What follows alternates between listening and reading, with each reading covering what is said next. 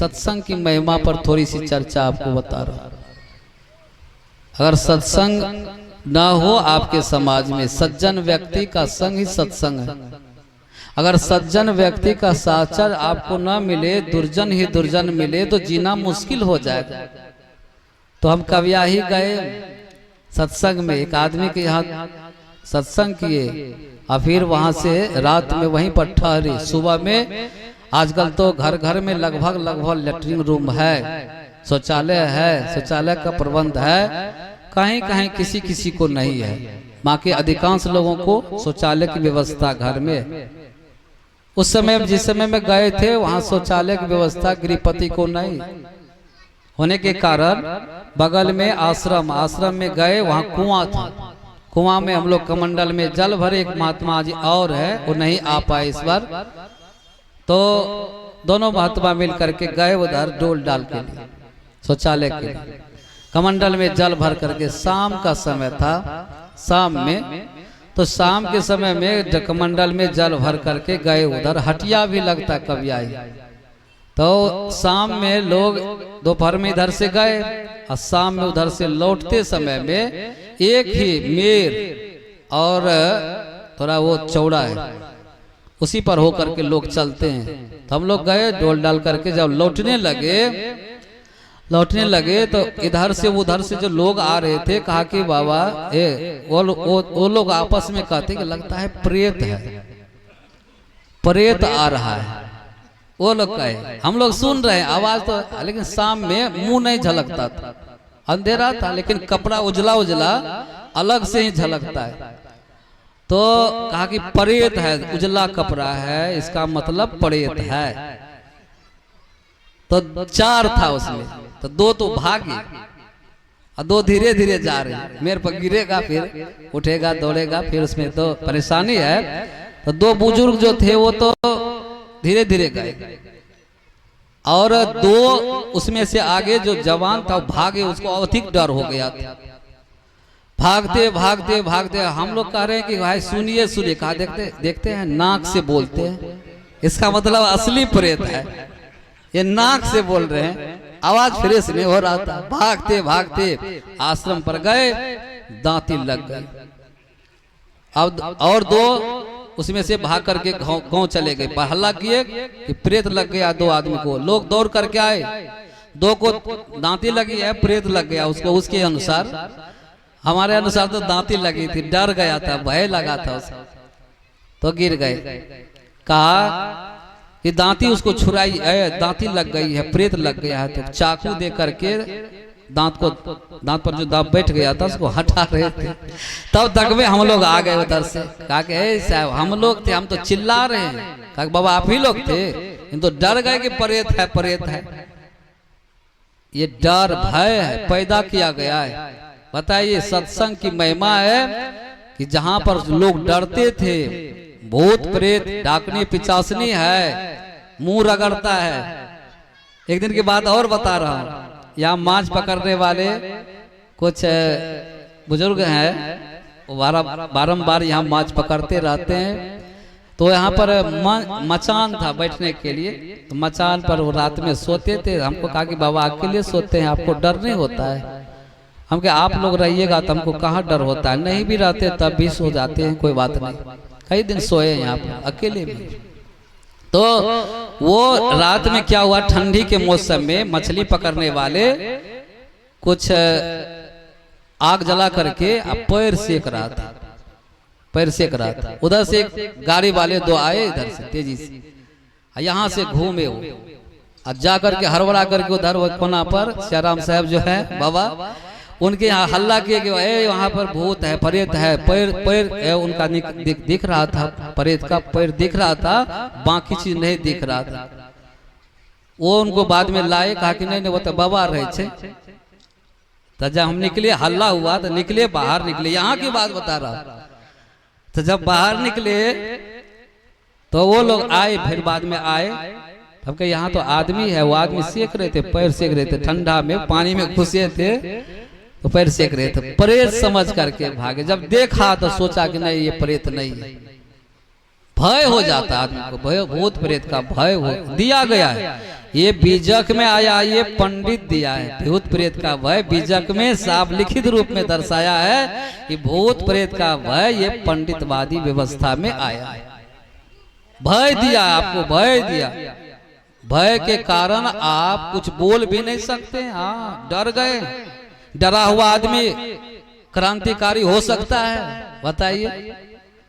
डरा हुआ आदमी है तो बेचारे अपने घर में घुसा हुआ तो दूसरे का क्या उपकार करेगा। और आपको दिमाग में भरम दिया, भरम दे दिया, इतना भरम दे दिया, इतना भरम दे दिया कि मत पूछिए। रात दिन उसी भरम के चक्कर में हम लोग तो कहते कहते थक जाते हैं। ये सत्संग की महिमा है जो उस भरम को भी छुड़ा रहा है। भरम क्या दिया है जानते हैं? ये कथावाचक भी इतना भरम दिया कि मत, ये सही कह रहे थे हमारे शंभू साहब।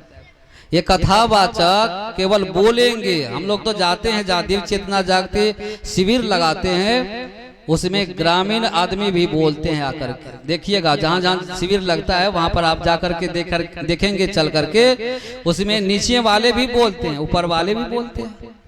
सबको बोलने का हक है, लेकिन वो आपको बोलने नहीं देते हैं। ऐसे कथावाचक केवल अपने बोलते हैं, दूसरे को बोलने नहीं देते हैं। तो विशेष अवसर है। तो उसमें बोल रहे थे कि बैगन आप अगर खाते हैं, कथावाचक बोलते हैं, अब बताइए बैगन खाना चाहिए कि नहीं खाना चाहिए? बैगन सब्जी है, खाते हैं कि नहीं खाते आप सब? कहा बैगन अगर आज खाए हैं, 27 दिन के अंदर अगर आप मर गए तो आपको नरक होगा। बताइए कौन कौन मानेंगे इस बात को? ये मन से खुलेआम अभी हम दिखा सकते हैं आपको कि कहा ये कथावाचक है। वो कह रहे हैं कि बैगन अगर 27 दिन के अंदर अगर आज खाए हैं बैगन और 27 दिन के अंदर अगर आप मर गए हैं तो आपको नरक होगा। बताइए। मैं पूछना चाहता हूँ, एक एक बात पूछना चाहता हूँ आप लोगों से, ये ठीक बात है कि झूठ बात है? तो व्यास गद्दी पर बैठ करके भी बहुत लोग झूठ बोलते हैं, अधिकांश झूठ बोलते हैं। इसलिए बोलते हैं झूठ, उनकी वो दुकानदारी है, दुकानदारी चला रहे हैं झूठ बोल बोल करके। कबीर साहब कहे सांच कहे जग मारन धावे, झूठे जगपतिया। सांच कहने वाले को लोग सुनना नहीं पसंद करते हैं, सांच कहने वाले को लोग पसंद नहीं करते वास्तव में। लेकिन झूठ बोलने वाले को खूब ये रुपया इतना कि आज आप बता रहा हूं कि लगभग 26,000 रुपया हुआ है। ये कार्यक्रम जो चल रहा है आपको जो देख रहे हैं, 26,000 में लाखों लाख रुपया खर्चा होता है इतना को करने में। हाँ, लाखों लाख। आज 26,000 रुपया में ये काम आप जितना लाइट साउंड सारा चीज देख रहे हैं, ये जितना देख रहे हैं, कैमरा देख रहे हैं, डेकोरेशन देख रहे हैं, संत मंडली की विदाई बंदगी सारी सब 26,000 के अंदर आने वाला। बताइए, एक परमात्मा के चक्कर में, परमात्मा के नाम पर कह कह करके इतना रुपया ऐंठने वाले समाज में आपको, अगर आप संत सम्राट सदगुरु कबीर साहब के विचार को मान करके उसको आत्मसात करेंगे, निश्चित रूप से आप निडर हो जाएंगे। और वही सत्संग है, असली सत्संग वो सत्संग। मैं कहना चाह रहा था कि बहुत सारे संत गुरुजन ऐसे हैं कि झूठ बोल बोल करके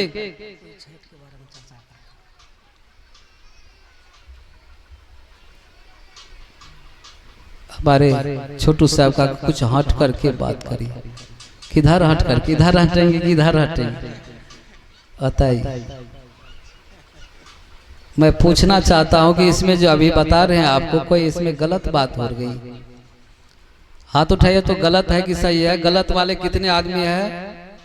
गलत वाले जो गलत हम बोल रहे हैं, गलत कितने वाले आदमी हैं इसमें कि गलत हो रहा है, नहीं बोलना चाहिए? तो छोटू साहब कहाँ है? सब तो कह रहे कि सही है, एक भी हाथ नहीं उठाए। तो आपकी बात माने कि इधर की बात माने?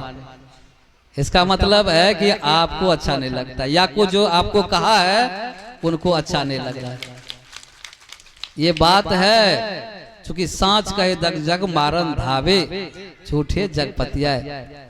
झूठ कहने वाले आज कहां से कहां चले जा रहे हैं, लेकिन अंत में जब दीप जलेगा तो प्रकाश दीपक में होगा। बुझा हुआ दीप से काम चलने वाला नहीं है। एक दीप हजारों लाखों करोड़ों दीपक को जलाने की क्षमता रखता है। बुझा हुआ दीप एक भी दीप को जला नहीं सकता है। जला सकता है बताइए? हम तो कहते हैं कि एक आदमी अभी दीक्षा लिया है, एक माता जी, और हम पूछे उनसे कि आप अपने मन से दीक्षा लेना चाहती हैं कि कोई आपको कहा है? कहा कि नहीं बाबा, हम सत्संग में जो आए तो हमारा मन हो गया कि नहीं हमको दीक्षा लेना चाहिए और ठीक बात हो रही है, इसलिए मैं दीक्षित हो रही हूँ। यहाँ की बात मैं बता रहा हूँ।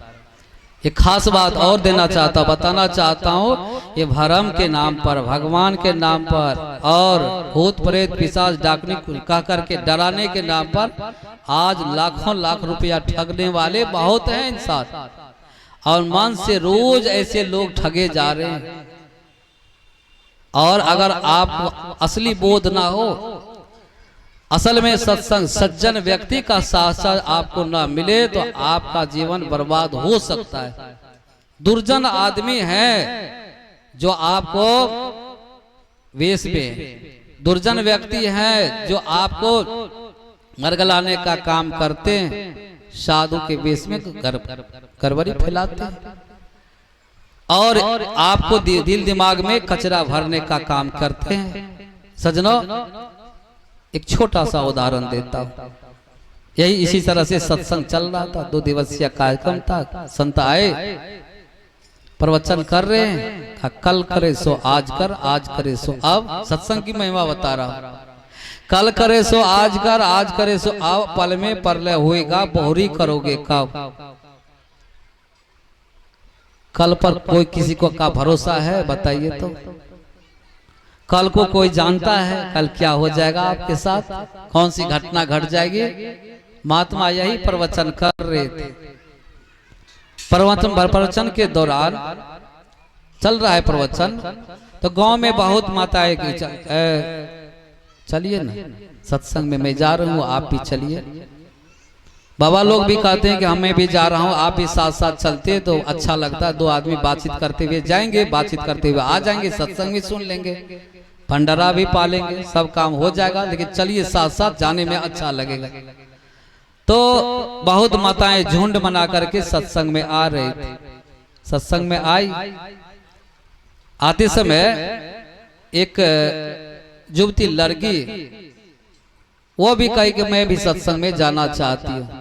कहा कि तुम सत्संग में जाकर क्या करोगी? ये तो सत्संग तो बूढ़े बुजुर्गों के लिए है, बूढ़ी माताओं के लिए सत्संग है, बूढ़ी माता के लिए सत्संग, बुजुर्गों के लिए सत्संग। देखिए जवान कितने हैं सत्संग में, बच्चे हैं तो हल्ला करने वाले हैं। जवान कितने हैं सत्संग में, काम। युवती कितनी है सत्संग में, बहुत काम। मैं कहना चाह रहा था कि आप, कुछ लोग उधर देख रहे हैं, इधर देख रहे हैं, कुछ बात हो गई। एक बार जयकारा में कंजूसी न करते हुए बोले सदगुरुदेव की।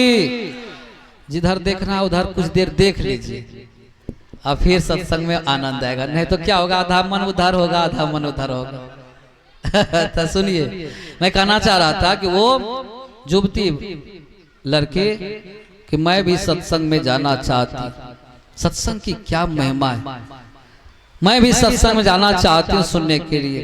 कहा कि युवक लोग सत्संग नहीं जाते हैं सुनने के लिए, युवती सत्संग में नहीं जाती है, तुम क्यों परेशान कर रही है? उनकी माताजी चाची जी समझा रही है, किसी की बात वो समझ नहीं रही। कहा कि नहीं मैं जाऊंगी, मैं सत्संग में जरूर जाऊंगी, इतने लोग जा रहे हैं सत्संग में, मैं जाकर के सुनूंगी सत्संग में क्या होता है। तो सत्संग के लिए जिद कर दी, सबसे कहवाए गए लेकिन मानी नहीं, वो आ गई। सत्संग में आई तो प्रवचन हो रहा था, कल करे सो आज कर, आज करे सो अब, पल में परलय होएगा, बहुरी करोगे कब। इस बात को कहा, सांस आ रही है, सांस जा रही है, जो सांस बाहर गई फिर लौट करके आएगी कि नहीं इसका क्या पता है। इतने कम समय में हम यहाँ से जाने वाले हैं, महात्मा जी प्रवचन में यही कह रहे थे। उनके दिमाग में ये बात बैठ गई, लड़की के दिमाग में। क्योंकि 2 दिन का कार्यक्रम था, प्रथम दिन ही आई थी, कहा कि सवेरे कल कार्यक्रम फिर होगा, अपराह्न कालीन सत्र भी होगा, आप लोग सादर आमंत्रित हैं, आएंगे। पर महात्मा जी इस तरह से प्रवचन करके शांत कर दिए और सभी लोग प्रसाद लेकर के घर जाने लगे। जब चली गई युवती तो रात भर नींद नहीं हुई उनको, रात भर सोचती रही कि कल करे सो आज कर, आज करे सो अब, पल में प्रलय होएगा, बहुरी करोगे कब, बार बार दिमाग में यही चल रहा था, बार बार दिमाग में यही चल रहा था। तो अंत में सुबह हुआ, जगी, आई, माँ से कहती माँ मैं दीक्षा लेना चाहती हूँ। मैं विचार उस महात्मा जी का बहुत अच्छा लगा, मेरा जीवन लगता है बदल गया। जैसे भगवान बुद्ध के विचार से उंगली बाल बदल गए, ऐसे सबसे नहीं बदलता है। जो बदला हुआ है, जिनका विचार शुद्ध है, परिशुद्ध है, ऐसे व्यक्ति दूसरे को बदल सकता है, जिनका जीवन परिपक्व है। वो बहुत जिद करती, कहा कि अभी दीक्षा माला लेगी, तुम कुमारी है, कहाँ शादी होगी, किस घर में जाएगी, नहीं जाएगी, वहां भजन भेद में आपको मांस मछली नहीं खाना पड़ेगा। वो कहेंगे गुरुजी आप तो कहाँ होगा, कहाँ होगी शादी, कहाँ चली जाएगी, तू किस घर में जाएगी, ये सब मत, शादी के बाद करना इस सब बात। नहीं माता जी, शादी के बाद मैं रहूंगी कि नहीं रहूंगी, कल रहूंगी कि नहीं रहूंगी, कल करे सो आज, बार बार दिमाग में ये बात आती थी। मैं आज दीक्षा माला लेना चाहती हूँ। जिद पर अड़ गई, सबसे कहा, किसी की बात नहीं मानी। वो आई सवेरे, जाकर के बाबा को दंडवत प्रणाम करके कहते बाबा मैं दीक्षा माला लेना चाहती हूँ। कहा ठीक है, देखो अभी पढ़ने लिखने का अवसर है। महात्मा जी भी टाल रहे थे, क्योंकि जब भीतर से आदमी बदल जाता है तो उसको कोई रोक नहीं पाता। कुछ लोग जबरदस्ती भी माला दे देते हैं। हाँ, बहुत ऐसे संत है, जबरदस्ती उठा करके बाजार करके लेना पड़ेगा, नहीं लोगे तुम्हारे हाथ से हम पानी नहीं पिएंगे, तुम्हारे हम यहाँ भोजन नहीं करेंगे। हाँ, जबरदस्ती करते हैं, बहुत दिन टिकता नहीं है, उतार करके रख करके मुर्गा भात खा लेते हैं। खाते कि नहीं खाते? जबरदस्ती वाले ज्यादा दिन नहीं टिकते, सहज रूप से चलने वाला आदमी। तो वो आती है, कहती है कि बाबा मैं दीक्षा लेना चाहती हूँ, लेना चाहती हूँ। पता नहीं कल को कौन देखा, आप ही तो कल प्रवचन में कह रहे थे, कल करे सो आज कर, आज करे सो आप, पल में प्रलय होगा, बहुरी करोगे कब। अच्छा काम आज ही कर लेना चाहिए, सुंदर काम को कल पर नहीं छोड़ना चाहिए। कहा कि ये सुलझी हुई है, इनको दीक्षा देना चाहिए। तो सब बात बताई, कैसे भोजन करना है, कैसे आपको उपासना विधि बताई कि कैसे करना है कि आपका कल्याण हो, कैसे आपका मन अच्छा होगा, आप जहां भी रहेंगे वहां आप अच्छे ढंग से रह सकती है। सब बात महात्मा जी बताए उसको, और उसका जीवन तत्क्षण बदल गया। उस लड़की का जाती है घर, भोजन पानी शुद्ध। बहुत को देखिएगा भोजन पानी ठीक से नहीं बनाती, हाथ भी ठीक से नहीं धोती है। ये माता लोग को मैं देखता हूँ, शौच क्रिया से निवृत्त होने के बाद जब आती है उधर से, तो हाथ की सफाई ठीक से नहीं करती है, पानी से ही हाथ धो करके बस हो गया। उंगली में अंगूठी है, अंगूठी है, अंगूठी के नीचे में साबुन से भी साफ होता है? बताइए आप, पूछना चाहता हूँ। साबुन से भी साफ नहीं होता है अंदर में, और उसी से आटा गूंद रही है, पति परमात्मा को भोजन करा रही है।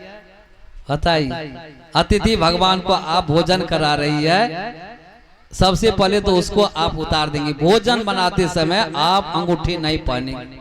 का भोजन बनाते समय अंगूठी उतार करके बेटी अंगूठी पहनना नहीं। आभूषण तुम्हारा चरित्र है, आभूषण तुम्हारा सद्विचार है, सदाचार है, सदाचार है, नाक मुंह सब कुछ अच्छा है, लेकिन विचार अच्छा नहीं है तो लोग कह देंगे घोड़ा की चाल अच्छी नहीं है, देखने में बढ़िया है, तो लोग उसका दाम कम लगाते। लगाते कि नहीं लगाते? तो ये बात कहा कि ये हाथ से अंगूठी उतार करके तब भोजन बनाती थी और स्नान करके भोजन बनाती थी, शुद्ध वस्त्र पहन करके, साफ वस्त्र पहन करके भोजन बनाती। जब भोजन आपका अच्छा होगा तो भजन भी आपका अच्छा होगा। भोजन आप ठीक ठाक नहीं करेंगे तो विचार कैसे बदलेगा, आपका विचार कैसे ठीक होगा। इसलिए आपका भोजन ठीक हो, आपका घर आंगन दरवाजा सब अच्छा हो। ये संत भगवान आपके दरवाजे पर इसलिए नहीं जाते हैं कि बकरी की भेनारी कुर्सी पर भी है, चौकी पर भी है। एक जगह हम लोग भोजन करने के लिए गए तो क्या हुआ, भोजन करते समय क्या हुआ जानते हैं? कहा कि बाबा चौकीए पर भोजन कर लीजिए। कुर्सी लगा देते हैं, चौकी पर भोजन लगा देंगे। चौकी को साफ कर दिया, उस पर एक चादर बिछाते। हम चादर क्यों बिछाते, चादर को गंदा करेंगे आप, ठीक नहीं है। क्योंकि चौकी उधर धो करके तब लाते हो, बेचारे बाहर में धो रहे थे, चादर वहीं बिछा दिए। हम चादर हटा दीजिए वहां। तो कहने ने बाबा रहने दीजिए, हम धो लेंगे। जिद पर अड़ गई तो लाए उठा करके हम लोग बैठ गए। और बैठने के बाद जब भोजन कर लिए तो चादर को उठा करके देखे गंदा हो गया होगा, इसको साफ करना चाहिए, गला खराब लगता है, ठीक नहीं है। बहुत गिरा देता है लोग खाते समय, बहुत खराब लगता है। बहुत दाढ़ी वाले बाबा सबको देखेंगे खाएंगे ना तो उसमें लग जाता है, हमको देखते हैं तो बड़ा अजीब सा लगता है, ठीक नहीं लगता है। ठीक से रखिए, अगर रखते हैं दाढ़ी तो सजा करके रखिए आप, भोजन भी अच्छा से करिए आप। तो गिरा दिए तो उसमें तो उसको हटाए। तो नीचे में बकरी की भेनारी, हम कहे देखिए ये बकरी की भेनारी पर खिला दी, उसील मारता है, थोड़ा कम कर, बकरी के भेनारे पर खिला दी। तो बकरी का साफ सुथरा घर, तो कैसे आएंगे? तुमने आंगन नहीं बुहारा, मन का मैल नहीं तू धोया, कैसे आएंगे भगवान? ये संत भगवान आपके दरवाजे पर कैसे जाएंगे? ये संत भगवान, ये लोग, ये भगवान, मैं इसकी बात कर रहा हूं, तो कैसे जाएंगे आपके यहाँ? देखेंगे बकरी के भेनारी तो जाएंगे। तो साफ सुथरा करके बेचारी भोजन बनाती थी, घर आंगन की सफाई ठीक से करती थी। और इतना ही नहीं, सवेरे जगती ध्यान अभ्यास करती कि मन में कोई कचरा तो नहीं आ गया। रोज साफ करते हैं दांत को, आप चाहते हैं कि दांत गंदा हो जाए, कपड़ा को साफ करते हैं कपड़ा गंदा हो जाए, गंदा हो जाता है, मन में भी ऐसे विकार आ जाता है। इसलिए रोज रोज ध्यान करना करिए, मन का कचरा को दूर करिए आप नियमित रूप से। तो उसको समझाए थे गुरुजी, तो मन के कचरा को साफ करने के लिए रोज ध्यान करेंगे और देखेंगे कोई गड़बड़ी तो नहीं आ गई, और आ गई है तो उसको दूर करेंगे। ये बात भगवान मिलने वाला ऊपर, उसमें अंदर में नहीं है, अंदर में भगवान बैठा नहीं, कहीं अलग में दूरी बना करके आपसे अलग में है, उसकी दूरी है। उसको धीरे धीरे सटाते सटाते तब सटेंगे और तब मिलेंगे, ये बात नहीं है। मन में विकार है, उसका सुधार होगा, आपका कल्याण होगा। एक और बात,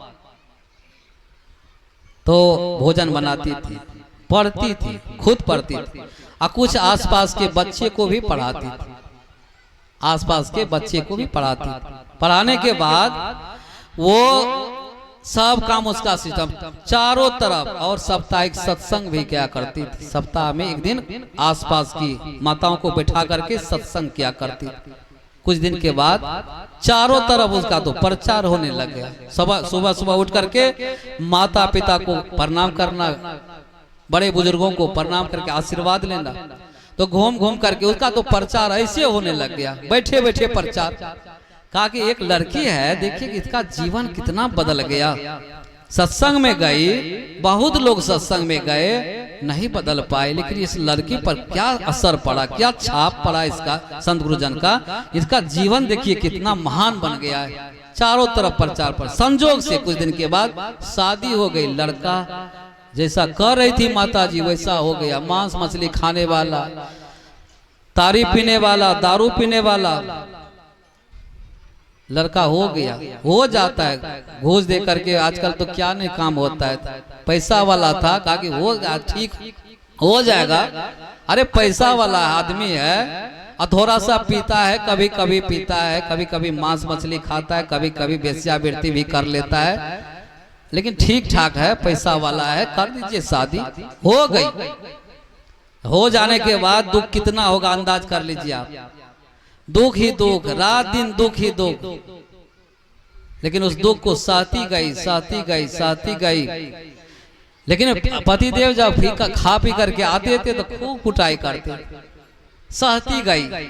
एक दिन भी पतिदेव को कुछ जवाब नहीं देती है, कुछ नहीं कहती है, सहती गई सहती गई। लेकिन देखिए उनका प्रभाव कितना हुआ। सहते सहते एक दिन तो एक घटना घट गई। पतिदेव मन में बना करके आए थे कि आज इतना पीटूंगा इसको, इसका आज पता चल जाएगा, इसका हाल बुरा करके छोड़ूंगा। बाजार गया, सामान लिया, क्या लिया तो टमाटर खरीदा, टमाटर खरीद करके लाया, कहा कि इसकी चटनी बनाओ। और चटनी बनाने के लिए कहा, चटनी बनाई, चटनी बना करके और कुछ नहीं कहा कि चटनी बनाना आज भोजन में। लेकिन बहुत चतुर थी, बहुत चालाक थी वो, बहुत चतुर। कुछ सलाद भी बनाई, टमाटर की सलाद का सलाद, टमाटर का सलाद बनाई और टमाटर के सलाद, सब्जी, चटनी सब्जी में भी डाल, कई प्रकार की वैरायटी उस टमाटर की बना करके रखी। तब तक वो जो चटनी बना रही थी तब तक में एक बच्चा उधर से आया, लड़का, छोटा लड़का था, उसको तो बाल बच्चा हुआ नहीं था। एक बगल का बच्चा गुरकते गुरकते आया और वहीं पर जहां पर बना रही थी भोजन, चूल्हा के पास पखाना कर दिया। तब वो भोजन बनाएगी कि पखाना साफ करेगी, तो चूल्हा के बगल में राख था, वो राख उठा करके उस पखाना को ढक देती है, पखाना ढक देती है। बाद में इसको देख लेंगे, साफ कर लूंगी। चटनी तैयार, भोजन तैयार। पतिदेव आए, कहा भोजन बन गया। गुस्सा में, क्योंकि वैसा था वो, भोजन बन गया, क्योंकि आज तो पीटना था उसको। ऐसे मिलेंगे बहुत पति ऐसे हैं, नाम नहीं बताऊंगा मैं, पीटने वाले, पत्नी को पीटने वाले, बिना कारण के भी पीट देते हैं, ऐसे हैं। तो आजकल तो थोड़ा कम हो गया है, इससे कुछ दिन पहले तो बीड़ी पी करके पीटते थे। हाँ, सप्ताह में एक दिन पीट देते थे, 8 दिन तक ठीक रहती थी, ऐसा चलता था। हाँ, इसी समाज की बात बता रहा हूँ। तो वो आए थे पीटने के मन बना करके आए, कहा कि भोजन बन गया। कहा हाँ, भोजन बन करके तैयार है पतिदेव, आप स्नान कर लीजिए, मैं भोजन पारस करके ला रही। आए, स्नान करके बैठे, भोजन पारस करके लाती है। कहा कि तभी सलाद नहीं देती है, न सब्जी देती, केवल चटनी, भात, दाल, जो कहे थे पतिदेव वही। कहा कि केवल उस जो हम टमाटर लाए उसकी केवल चटनी बना दी, तुम और चीज नहीं बनाई। बैठ जाए, इसी केवल चटनी बना करके रख दी, और चीज नहीं बनाई। कहाँ पतिदेव सलाद बनाई, सलाद भी ला करके रख देते। कहा कि चटनी बनाई, सलाद बनाई, और कुछ नहीं बनाई। कहाँ सब्जी भी बनाई, कहाँ भाग करके जाएंगे बेचारे, सब्जी भी ला करके रख देती है। क्या आप कैसे पीटूंगा, मन ही मन बेचारे सोच रहे हैं कि आप कैसे पीटूंगा इसको।